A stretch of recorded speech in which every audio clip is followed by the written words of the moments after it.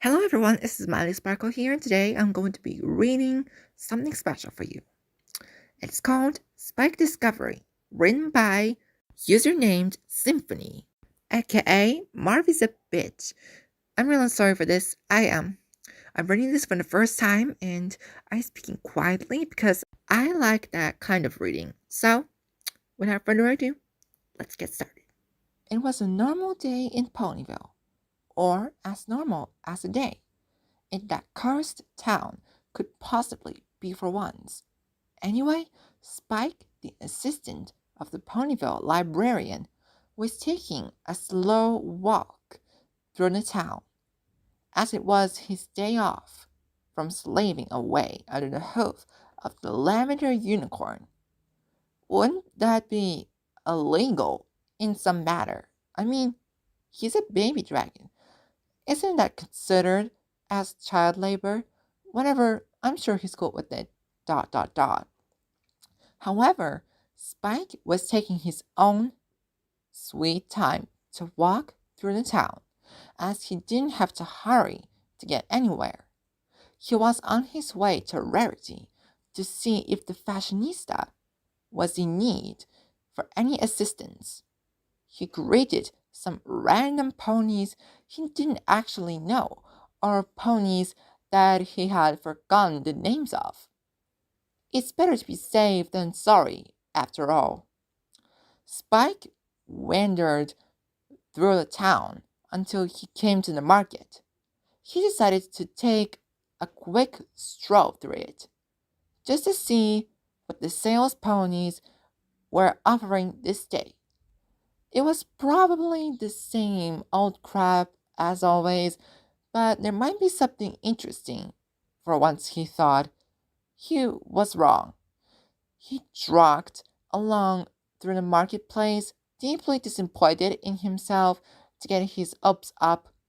As he walked, he noticed the apple stand selling all kinds of apple accessories in the usual spot. Twilight's friend, Applejack, was running the stand today, and he was about to greet her when a stallion walked toward her. He thought that it would be rude to impose when she was already talking to some pony, so he waited for a while and waited and waited. Finally, AJ's eyebrows started wiggling in a strange manner. He hadn't seen any pony do that before. The strange thing was that the stallion copied her and retreated to walk behind a nearby building with her. That was strange, the Drake thought. Oh well, maybe she wanted to show him something. Spike shrugged and continued his walk. Instead of walking directly to the carousel boutique, Spike took a walk around the outskirts of town. There were some young ponies running around and playing. Spike wanted to join them, but he was a dragon on a mission. If only he remembered what mission was. That is, he spotted 3 familiar fillies running around with red capes on them. Spike shivered as he thought of what kind of hell those 3 spawns from Tartarus were bringing to town this time. After another while, Spike came across 2 well-known Pegasi, namely Fluttershy and Rainbow Dash. They appeared to be talking about something, with half-lidded eyes. He noticed a small but increasingly spreading blush on the yellow Pegasus's face. But yet again, he noticed the same strange eyebrow wiggle, but this time on Rainbow Dash. Huh? That's weird.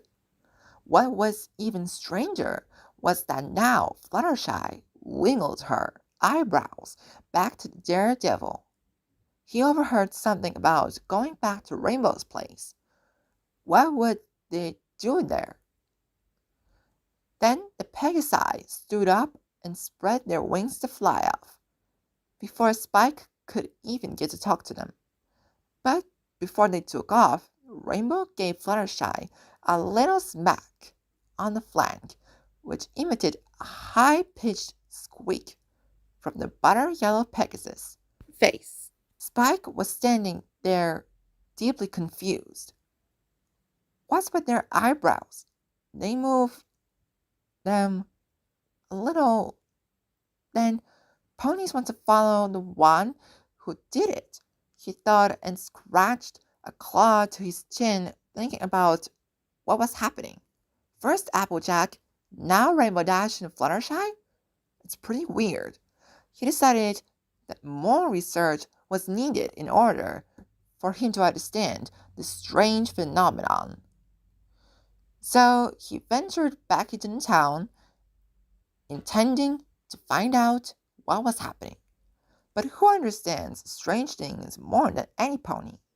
Pinkie Pie, of course. Spike sat on the steps outside Sugar Cube Corner, grumbling something incoherent. Everything was going his way until the Cakes asked him why he wanted to talk to Pinkie. After he had explained himself, the owners of the shop was standing there slack-jawed and looking at the young dragon in disbelief. After that, they ushered him out of the Sugar Cube Corner, claiming that Pinkie Pie was out on an errand of some sort, even though he heard the obvious voice of a pink pony coming from the kitchen. He stood up and brushed himself off. He didn't have the time to just stand there brooding.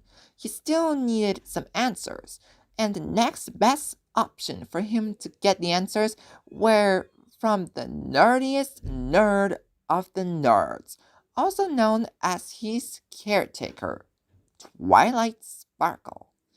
He puffed his chest out in triumph and grinned. Nothing could go wrong. Spike would later realize that Murphy is a real bitch.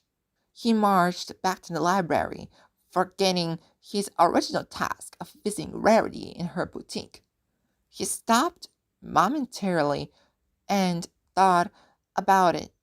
Wait a minute. What if I would try this eyebrow thing on Twilight?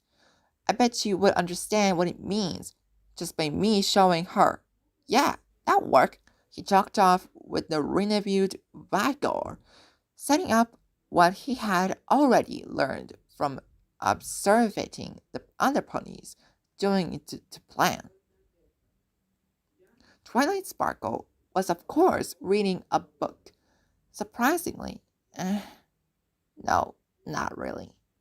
But whenever she was researching some ancient magic on the matter of long-distance teleporting, she snortled at the possibility of ending up in the universe where some pony, or should I say every pony, is wrong gender.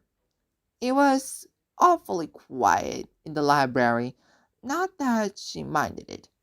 It was a nice, quiet atmosphere to read in, and she would make the most of it.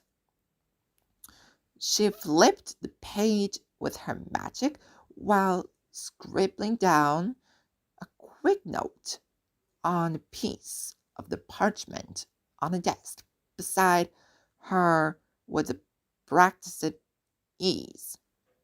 She rubbed her left hoof to her eyes in a swift motion to relieve her stinging eyes for a moment.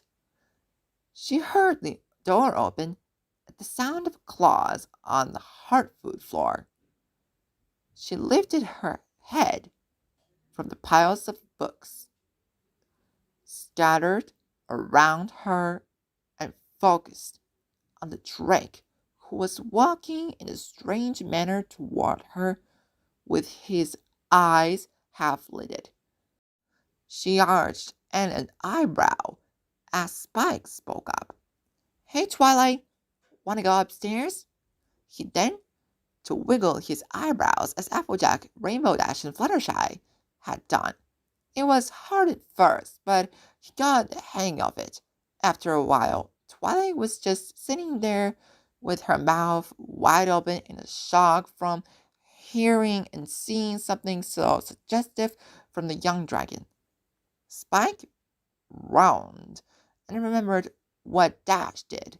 He almost didn't do it at first, but he bit his lip and closed his eyes while raising his right claw in a slow fashion, only to let it smack down on the lavender unicorn's flank. Twilight's mind went blank with that and instinctively she turned around with her hind legs toward him, reared forwards, and bucked. Pervert! She screeched, and Spike just stood there confused until he felt her hind legs connect with his chest, sending him flying across the room and smacked in a bookcase. Before he passed out, he saw Twilight running through the open door, leaving him there. Dear Princess Celestia, this is Spike, writing to you about a recent discovery of mine. I learned that eyebrow wiggling is stupid, and all you get from it is a pain in the end. I mean, who the bug would came up with something like that? I also learned that Murphy's Law is a real bitch. P.S. Twilight sure knows how to bug. You're somewhat frustrated and pained student Spike. Wow, this story is amazing. Whatever, if you like it or not, I like to read MLB comic dubs because they are super cool. I hope you all enjoyed today's video. Be sure to give this video a thumbs up, turn on notifications, and hit subscribe so you never miss updates on my channel. As always, thanks for watching. Have a lovely day.